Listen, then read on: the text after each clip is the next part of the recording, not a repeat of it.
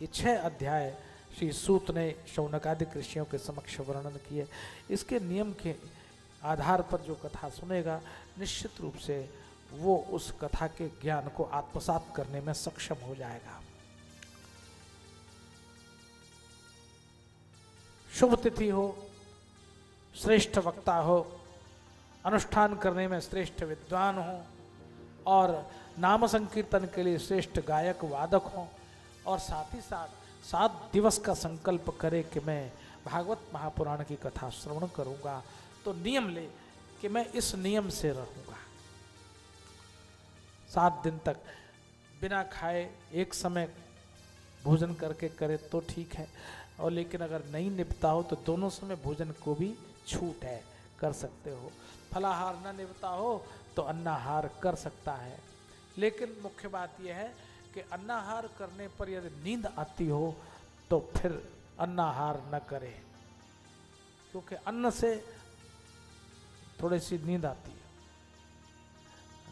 जम्या પછી લોકો કથામાં આવીને બેસી જાય છે, પછી ઊંઘે છે, ખડખડાટ સોઈ જાય છે, ભાई એને કોણ જગાડે? कौन जिसको जगाए? भाई तू सो मत, क्यों खा के आया है तो सोई जाए छे, फिर क्या करे? ऐसे आदमी के लिए तो यही है कि वो न खाए तो अच्छा है, दूध पिए। लेकिन अगर खा के कथा सुने सावधान चित्त से तो उस व्यक्ति के लिए वो छूट है महात्म्य में कि वो खा के भी कथा सुन सकता है। इसलिए भागवत के इस 7 दिवस के अनुष्ठान में बैठे भागवत कथा का श्रवण करे और अपने दोषों को चिंतन करे कि मुझ में क्या दोष है। सामान्यतः हम लोग बाहर बाहर देखते हैं, अब अपने अंदर अंदर देखने का अभ्यास करें, हमारे अंदर दोष क्या है।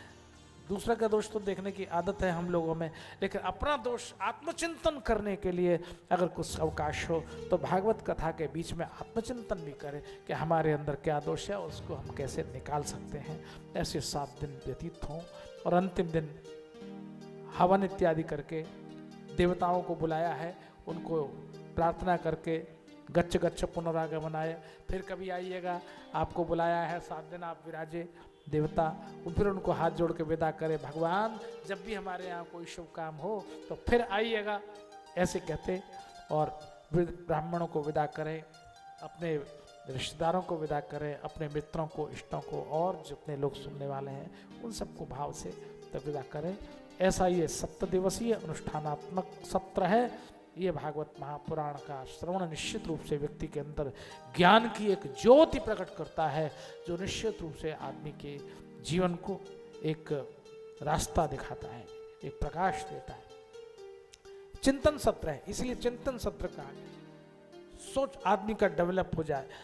जो जिस व्यक्ति को सोचना नहीं आता तो वो क्या करता है, वो सोचना आएगा तभी तो कुछ ठीक करेगा, जब सोचने नहीं आएगा तो बिना सोचे करेगा, बिना सोचे करेगा तो काम बिगड़ेगा, बिना विचारे जो करे सो पाछे पछताए। तो सोचने के लिए भागवत है, चिंतन के लिए भागवत है। हम जीवन में जो भी करें सोच समझ कर करें, तो निश्चित रूप से सोच समझकर किया गया जो काम है और जिया गया जीवन व्यक्ति को एक दिशा देता है और एक आनंद की उपलब्धि कराता है।